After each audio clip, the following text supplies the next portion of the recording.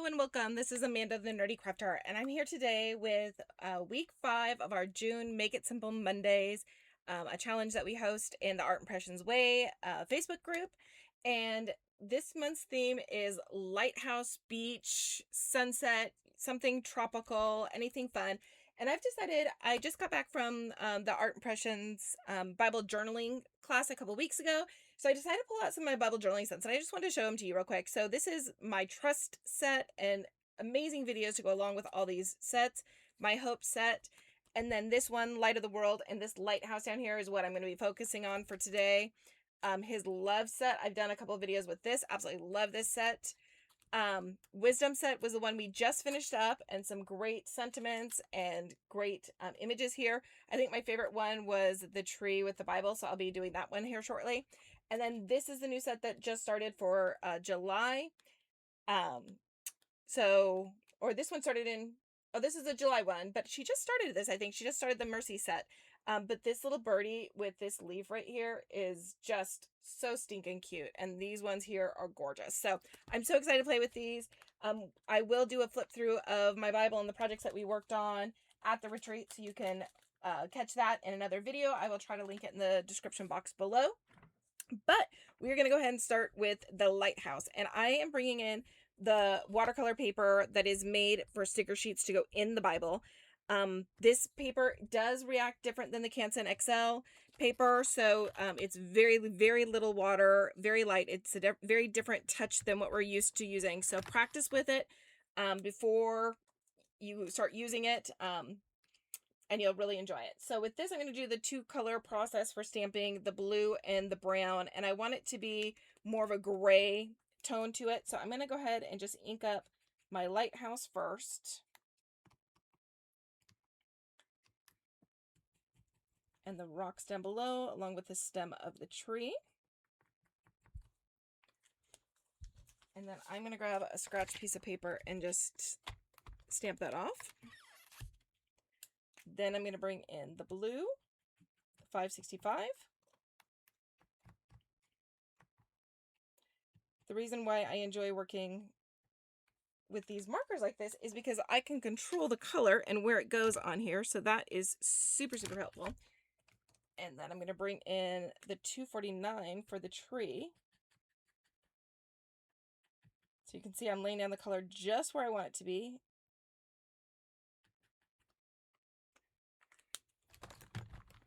Okay. Do a light stamp off. And then do an actual stamp with that. I bring my stamp press in just to give me a nice, smooth, even image. Beautiful. Okay, and then my sentiment for the top, I'm going to bring in my Cloud 9 because I don't want this to bleed at all. And I have everything lined up, so. This Cloud 9 can be used with watercolor and or alcohol inks, and it dries super fast. Gorgeous. Okay. So another thing to know about this paper is that it does take just a little bit longer to dry. So when you work an area, you kind of have to walk away right afterwards and let it sit, and then come back and do another area. So it does take just a hair longer to dry. So just be aware of that. So we're going to prep our brush first, get rid of all the air bubbles, tap it off, and this time I'm going to really get rid of all of it. So I'm super squeezing this off so there's nothing left on it. Then come back in just the tip, and again, double pass on this one to get as much color off as possible. I'm going to start down here at the bottom with the rocks, and I'm just lightly coming in and touching the bottom of the rocks, and you'll start to see a little bit of the color coming out from that. And I need just a hair more water. I always want to come in with less water first and then bring more water in. This is definitely one of those times where having a little scratch piece of paper off on the side to kind of see how your brush is going to react with the paper is helpful.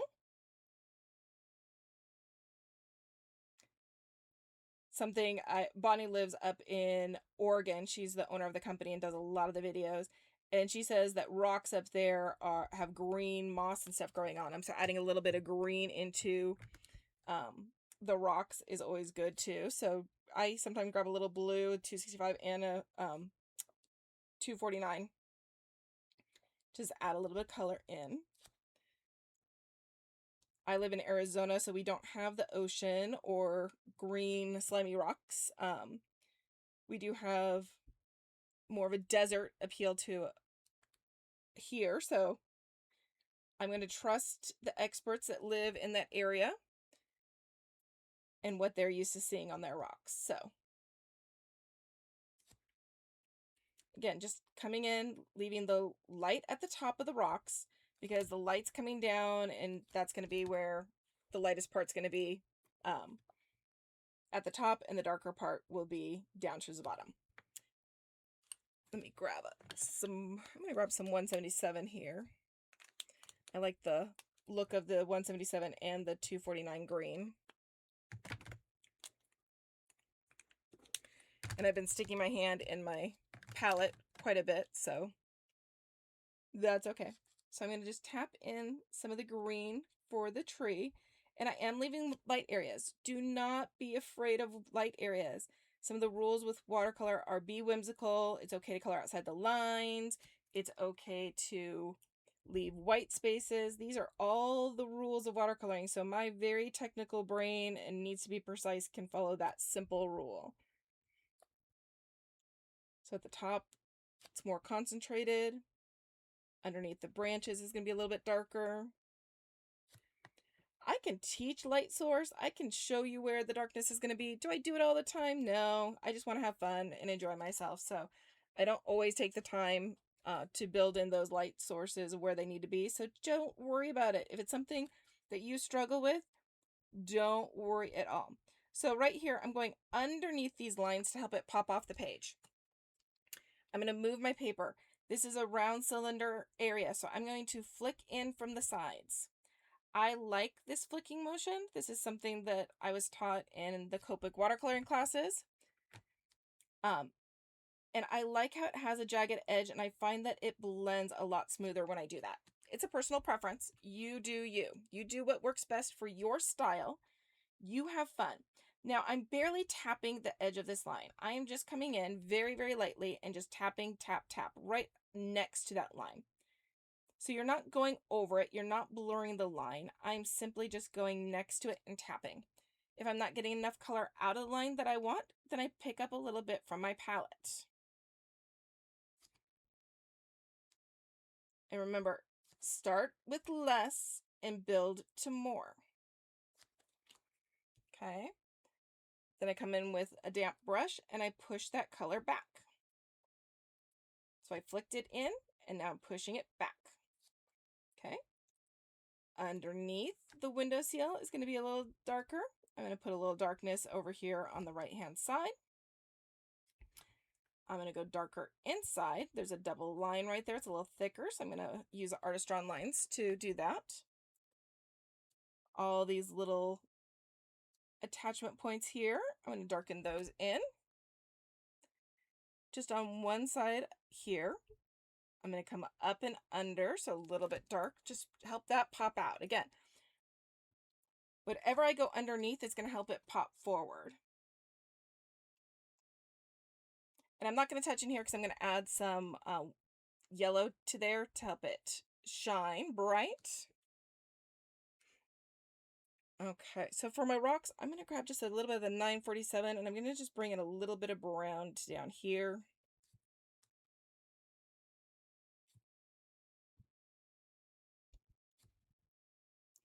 There is not a rhyme or reason why I choose these colors. It's just what speaks to me. These colors could be teal green. It doesn't matter. It's whatever looks good to you and whatever's speaking to your eyes at that moment, okay? I'm going to throw some grass back in this area.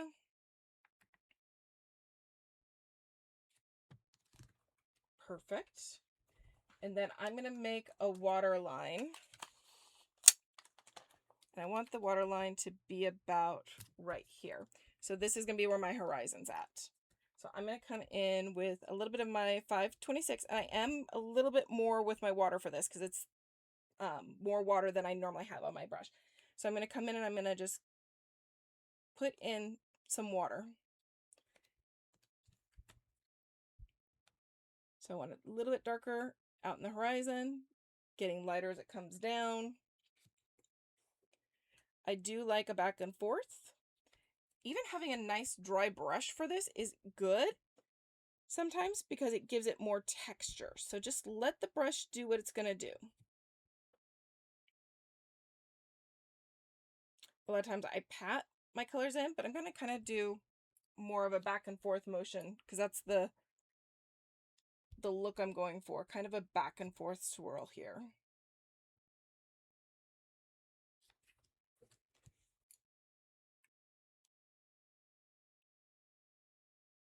And I want to bring that water down just a little bit more. I like it coming up on these rocks here. So you can choose if you want grass out here. You can choose if you want your water to be out here. It's kind of whatever speaks to you. For me, I'm going more with the water.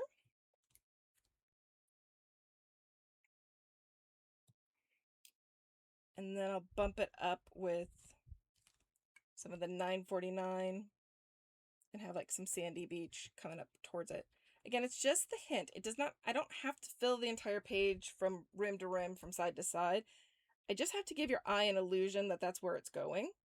So I don't have to come all the way down on the paper here.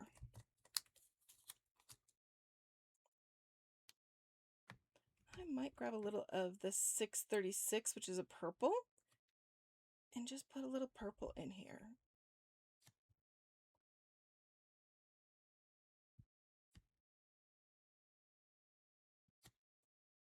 That 565 also has more of a purple hue to it.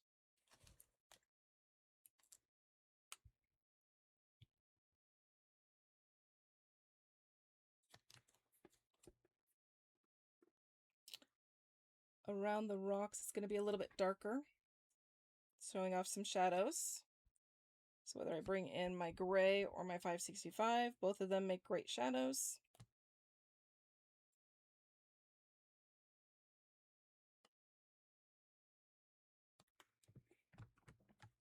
I don't know if I'm using more of my 565 today or if I am putting it on my hand and watercoloring myself.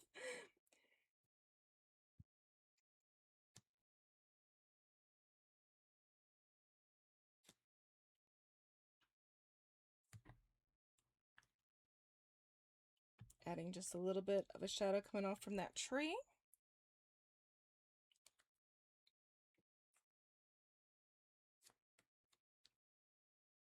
Darkening up in these little holes here. And then I do want to add just a little bit more color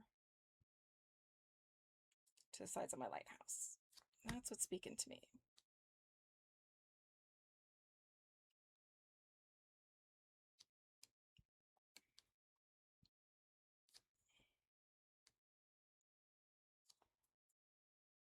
Okay, I like that. I'm going to give that just a second to dry. And sometimes I will bring in, I have a little towel here, and just pat it just a little bit. Because like I said, this paper does take a little bit longer to dry. And if I touch it with water too close to when I've watercolored, then it's going to bleed on me. And I don't want it to bleed. So I want to come in and I want to build my light coming out from here. So I'm going to bring in the 993. And this one I tend to use a lot of. I want it to be nice and bright, 993. So I do clean my brush super well with red and with yellow. The reason why is because it picks up all the other colors that are around it, and it will turn brown very easily. So I'm just going to flick this color in, and I'm okay again with it being a little more wet. I don't want to touch the lines here.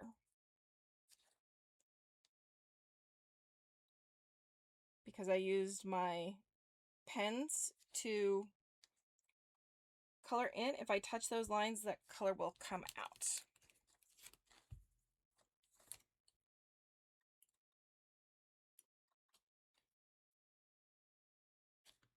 Okay, I'm going to come in and very lightly come in between here. Again, trying not to touch those lines. So I'm going to leave white around it because I'm giving it some space.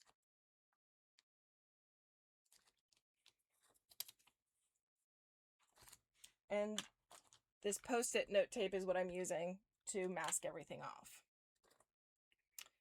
Okay, what else do I need? I do want to push this color back just a little bit more. Oh, see, I didn't clean off my brush too well, so now I picked up a little bit of yellow in here, which is fine. It just shows the light coming off of it.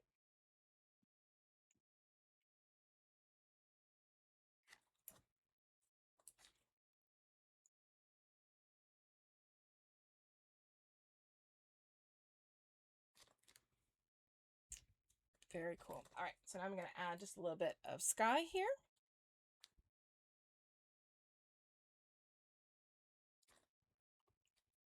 Again, I don't have to touch edge to edge, side to side. Just have to give hints of clouds, and your brain will pick up all the rest.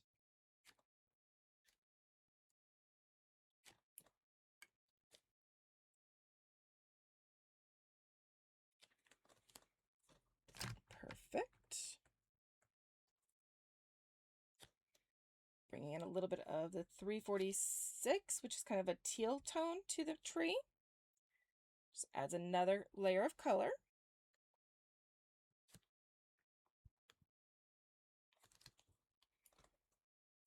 Fabulous. Okay, now I'm going to bring in my Dr. P.H. Martin's Bleed Proof, and I'm going to bring in my number 1 brush for this.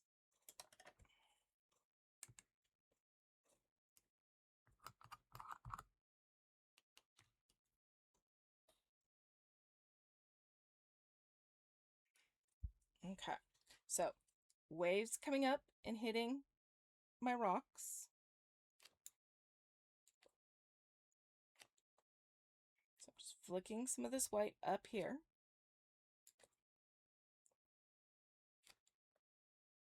Waves where my sand meets.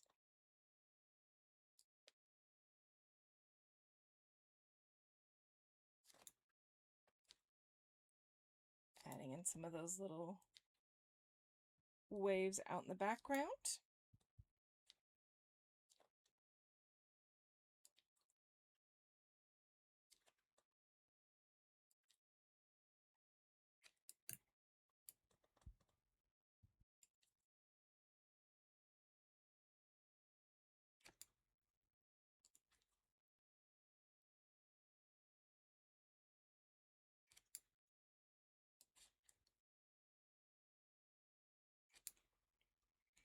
And just tapping in some white to the background.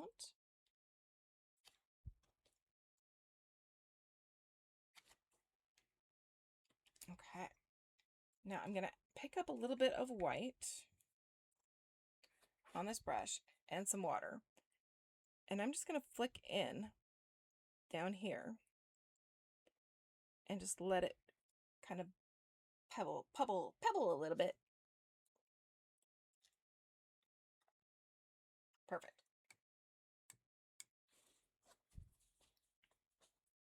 Using my block to flick those colors in is my favorite way. I find I have the most control when I do that, but everybody's going to be different in what works for them. Make sure I clean this brush real well. Perfect. And I'm going to grab a little bit more of this 993, and I'm just going to bring some rays in.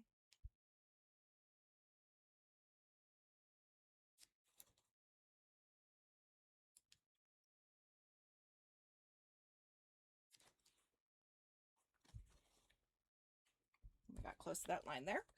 Okay, so I like that. Let's find my twin tone. And I'm going to come in and darken up just a few little areas here. Darken up in those windows. Kind of where the rocks meet towards the bottom, I like to just put a little bit of darkness in there. These are the things that help the rocks pop off the page. So this is where you're getting your definition at, your dimension. If I've lost any of my lines, I might come in and just bring a little bit more. And I do it in a sketch motion.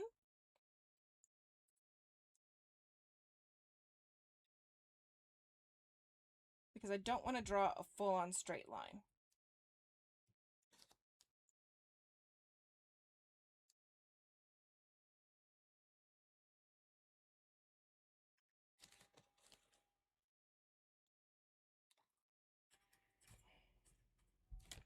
All right, and there we have it. Shine your light. And the verse that this one goes with in the Bible is Psalms 105.